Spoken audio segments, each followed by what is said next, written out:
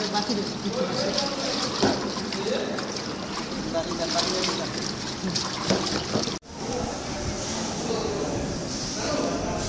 মধ্যে লইয়া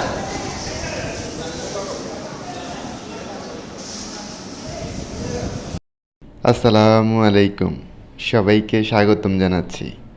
আশা করছি সবাই ভালো আছেন। আলহামদুলিল্লাহ। তো রমজান মাস চলতেছে, আর এই রমজানে আসলে এবার একদিনের জন্য আমার বাইরে যাওয়া হয়নি। প্রতিদিনই বাসায় ইফতার করলাম, প্রতিদিনই বাসায় ছিলাম। তো এই ফার্স্ট রমজানের মধ্যে আজকে হলো একটু বাইরে ইফতার করব। বাইরে বলতে আসলে মসজিদে করব। আমাদের মসজিদে একটা ইফতার পার্টি দাওয়াত ছিল, তো ওইটাতেই মূলত অ্যাটেন্ড করার জন্য আসছি। তো অ্যাকচুয়ালি সবার সাথে মানে অনেক মানুষের সাথে ইফতার করার মজাই একটু আলাদা। আর এখানে মোটামুটি ইফতারের সব আয়োজন চলতেছে। ফ্রুটস টুটস কাটাকাটি হচ্ছে, পেঁয়াজ মরিচ সব কিছু কেটে রেডি করতেছে। এখানে আপনি দেখতে পাচ্ছেন বাঙ্গি কাটতেছে, যেহেতু এবার রমজান মাসটা গরমের মধ্যে। সো বিশেষ করে তরমুজ, বাঙ্গি এই ফ্রুটসগুলোর জনপ্রিয়তা একটু তুঙ্গে, কারণ গরমের মধ্যে সাধারণত এরকম রসালো ফলগুলো খাওয়া আসলে আমাদের জন্য স্বাস্থ্যকর এবং পাশাপাশি একটু স্বস্তিদায়কও বটে। কারণ সারাদিন প্রচুর গরম থাকে, অনেক বেশি পানির তৃষ্ণা পায়। সো একটু রসালো ফল খেতে আসলে সত্যি অনেক ভাল লাগে। আর এই রসালো ফলের পাশাপাশি আসলে অন্য অন্য ফলও ছিল।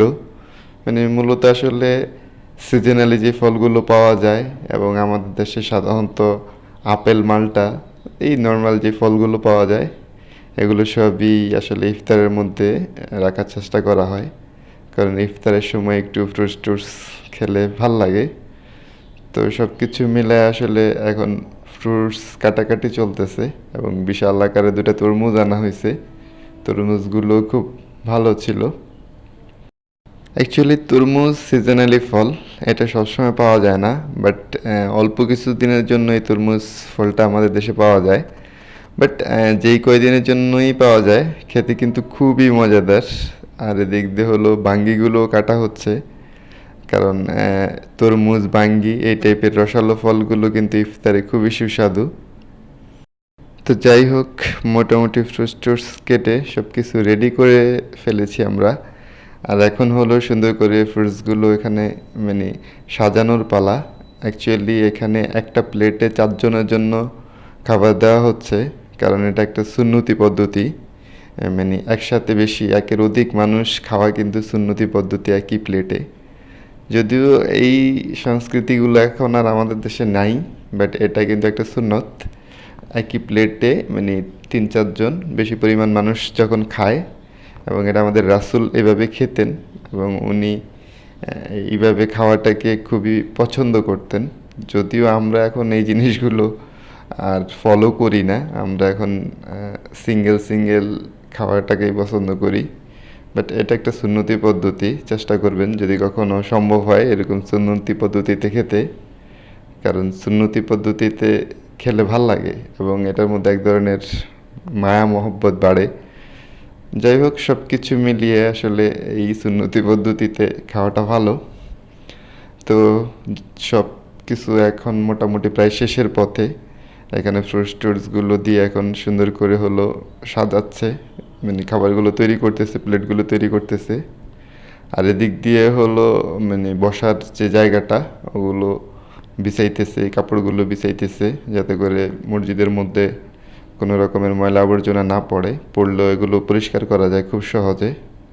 তো এই তো মোটামুটি আমাদের সব কিছু প্রায় মানে শেষের পথে, সব কিছুই রেডি হয়ে গেছে। খাবারগুলো অলরেডি আমরা এখন ডিস্ট্রিবিউট করতেছি, সুন্দর করে সাজিয়ে রাখতেছি। তো মোটামুটি আমাদের কাজ প্রায় শেষ। এখানে হলো একদম খাবার টাবার আমরা প্রায় দিয়ে দিয়েছি। আর এদিকে হলো শরবতের আয়োজন চলতেছে। যেহেতু গরমের দিন, অনেক বেশি শরবত মানে থাকতে হবে। এর পাশাপাশি শরবতটা একটু মজাদারও হওয়া জন্য আর কি যা যা দেওয়া লাগে, যেহেতু গরমের মধ্যে অনেক বেশি পানির প্রয়োজন হবে। সো শরবতটা ভালো না হলে আসলে মজা পাওয়া যায় না। আর সারাদিন মানে এই পানি না খাওয়ার ফলে একদম শরবতটা একটু ভালো হওয়ার জন্য আসলে যা যা করার দরকার সব কিছু করতেছি আমরা মোটামুটি। এখানে লেবু, ইসবগুলের ভুসি এরকম প্রায় অনেকগুলো পদের জিনিসপত্র দেওয়া হয়েছে, যেগুলোতে মোটামুটি শরবত একটু ভালো হয় এবং একটু মজাদার হয়, টেস্টি হয়। এই চেষ্টাই করতেছে সবাই।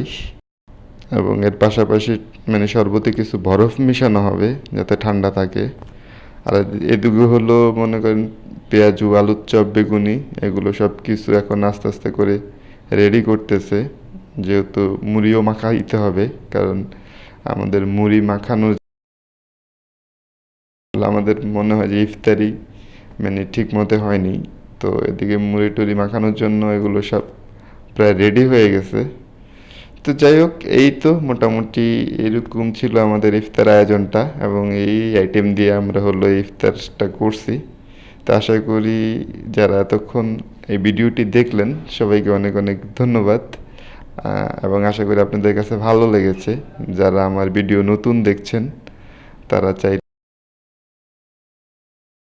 বা পেজটিকে ফলো করে রাখতে পারেন, কারণ আমি সাধারণত এরকম ফ্রুটস বিষয়ক আমার অভিজ্ঞতাগুলো এবং ভিডিওগুলো আপনাদের সাথে শেয়ার করার চেষ্টা করি। তো ধন্যবাদ সবাইকে, ভালো থাকবেন। ইনশাল্লাহ পরবর্তী কোনো ভিডিওতে আবার আপনাদের সাথে দেখা হবে, কথা হবে। সে পর্যন্ত সবাই অনেক বেশি ভালো থাকবেন। আল্লাহ হাফেজ।